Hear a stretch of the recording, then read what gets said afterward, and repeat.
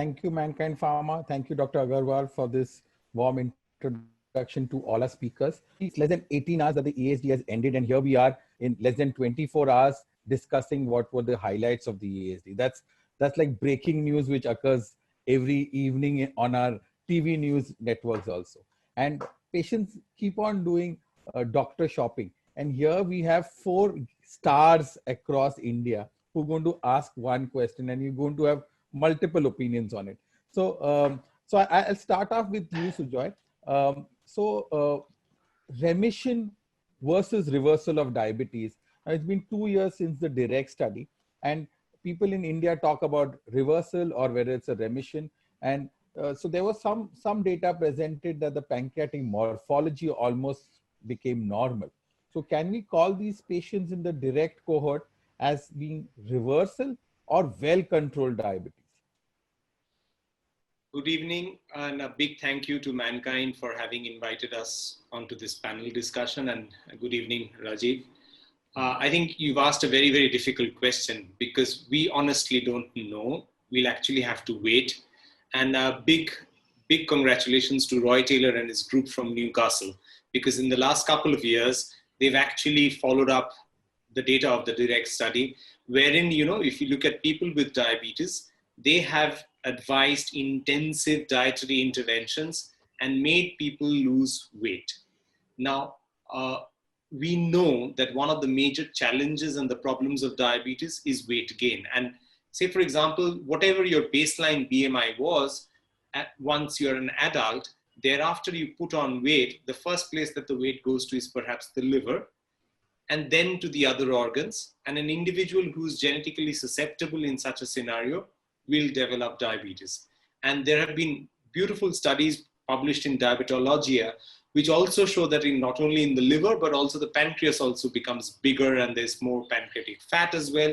MR sequences have shown that. And if you look at direct study, the first thing that happened was people started losing weight from the livers, and their blood glucose levels seemed to improve in the diabetic population of the direct study. And now this is actually an extension of that particular study, which shows that even the fat from the pancreas might have disappeared. The pancreas has become smaller, and the margins of the pancreas have also improved. The morphology have improved. Now, that could probably be because of the amount of extra fat that got into the pancreas and made it work badly has got reversed. That's one possibility.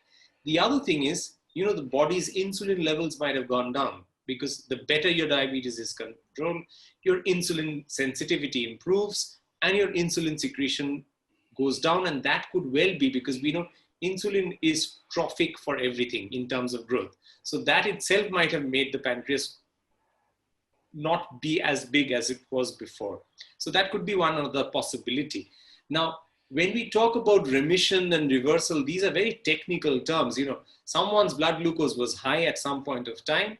You've done whatever it is, weight loss, bariatric surgery, and whatever, and you find that the blood glucose is normalized. Remission, on the other hand, would be something I would think, complete. One is temporary and the other is absolutely complete, absolute reversal. You might be in partial remission for some period of time. Now, I would suspect diabetes is going to come back in, if not all of them, at least in some of them over a period of time. Because, it's not one pathophysiologic abnormality that happens. And the body weight might have triggered the underlying problems. Now that you've got rid of the fat, reduced weight, some of that has gone. Maybe some of them will again have the diabetes at some point of time. That's number one. And even if you look at the direct study per se, not everybody had similar responses.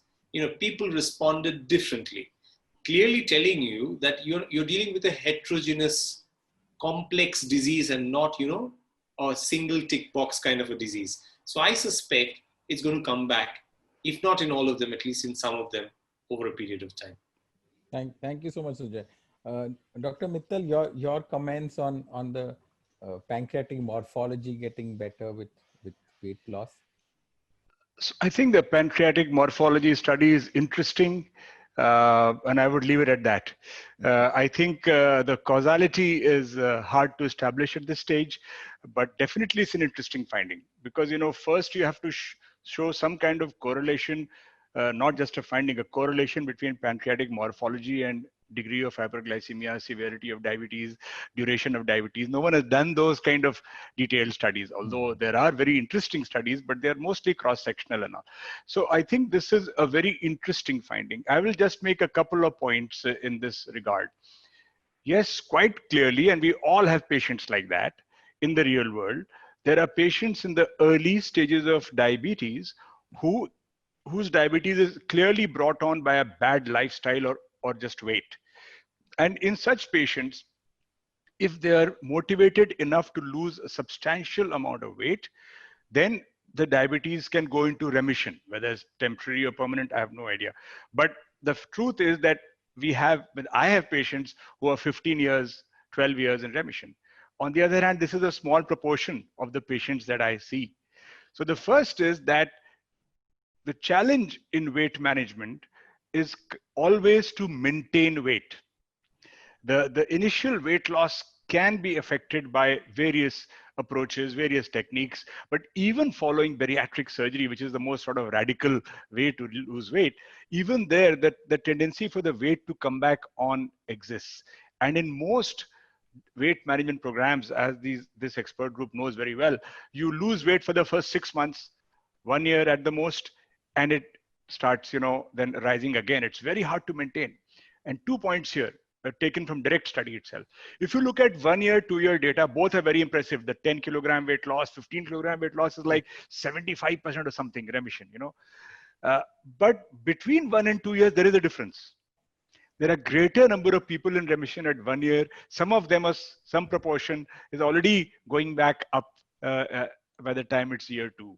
That is one important point to remember, that it's hard to sustain. They've done a fantastic job, amazing job, these researchers, but still hard. The other is that the diet that was used to induce that degree of weight loss. I mean, every patient will walk in and say they want to reverse their diabetes. Try and make them follow 800 calorie diet. And maybe for Indians, it probably be 750 or something, or 700. I mean, it is going to be like, it's very hard to follow those kind of diets. So the caveat is the diets are very hard to follow. Weight loss works for sure, there's no question, but it is not that easy as the study makes it sound sometimes, because reading a study, you get carried away. Third is that the challenge will be to sustain the weight loss or maintain the weight. And only then, if we're really able to maintain the weight, we might see that there are people who are in complete remission forever.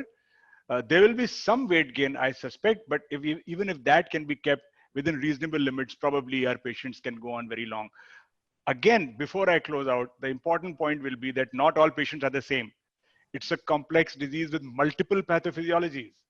There are patients, and now with precision medicine and the talk of personalized medicine, the defect may not be exactly the same in everybody. A overly simplistic concept of everyone getting resistance, Starling curve, pancreas failing, and beta cell failure is a very good model, but it's not universally applicable.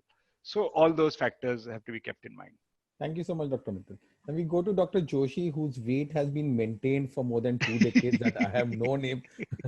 So, Dr. Joshi, your comments on the direct studies and the morphology. I think Dr. Sujay and Dr. Mittal have very elegantly cited whatever one can think of remotely and granularly.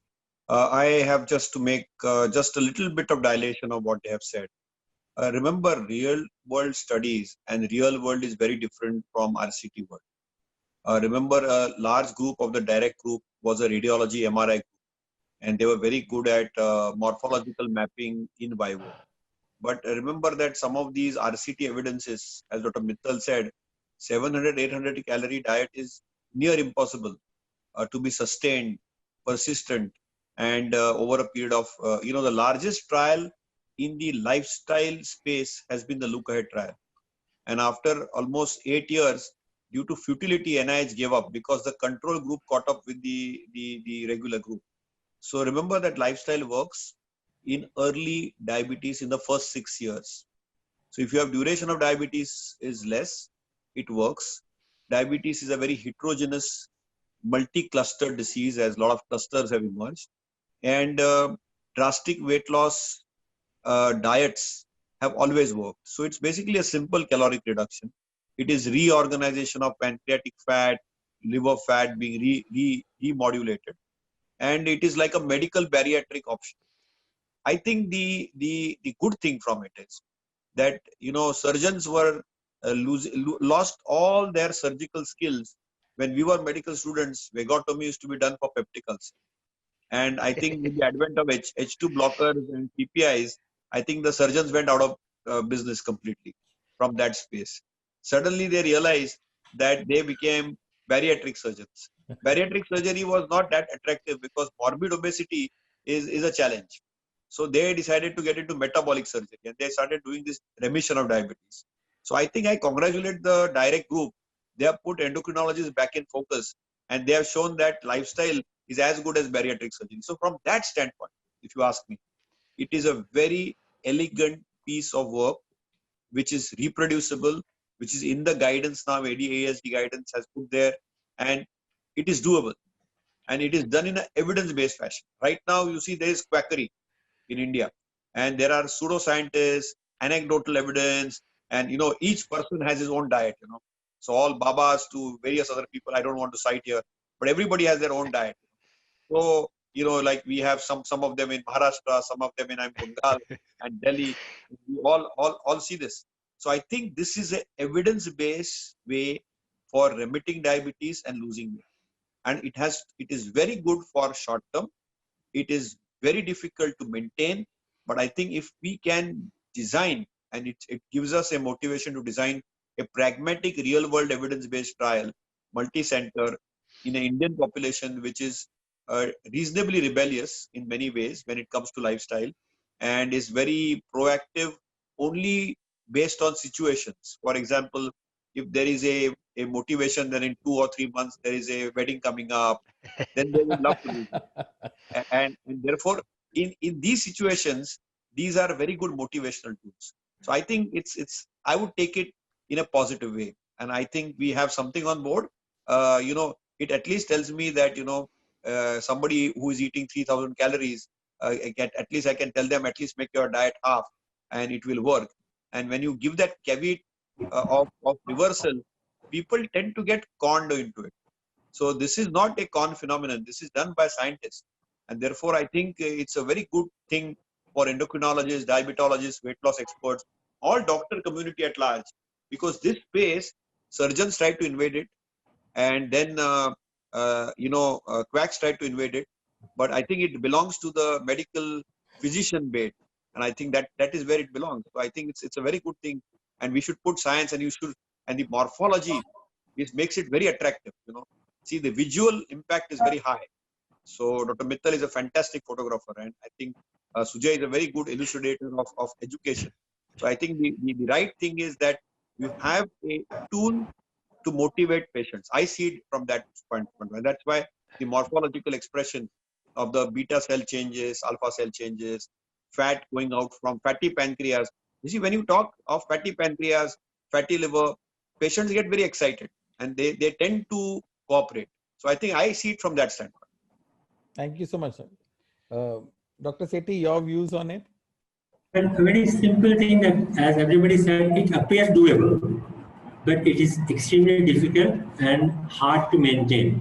What we are doing possibly is just rewinding the clock. And if the factors which cause the decompensation come back, then the reversal is not going to be there. So, but as a concept, it's attractive and possibly can be implemented. It has been done earlier for prevention of diabetes. Now we are doing it for treatment of diabetes. So I think this concept is attractive. And as everybody said, looks doable, but hard like any other guide program. But it can certainly offer some hope to people who are very, very good and who are going to be compliant. That's all that I have to say.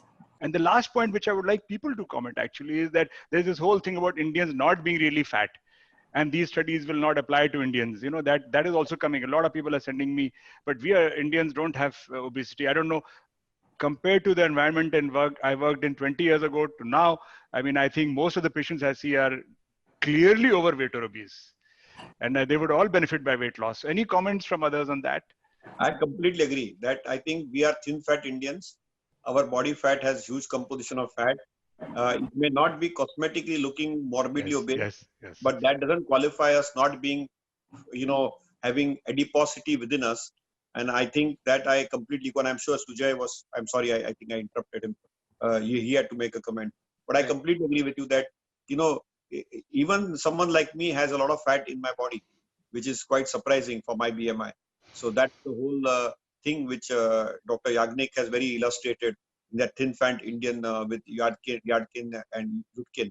So I think we clearly have that. And I agree with Dr. Mittal that actually a little bit of fat loss is more relevant than weight loss also.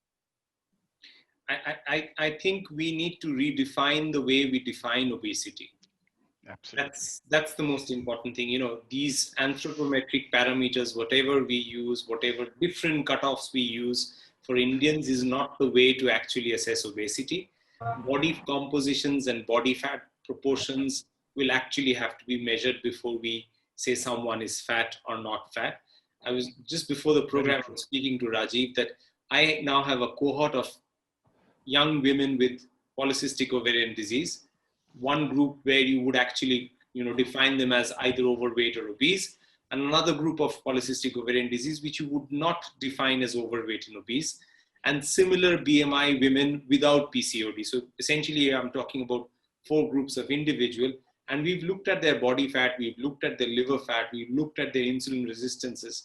It's clearly different. The ones who are diseased have much more body fat compared to the ones who are not diseased.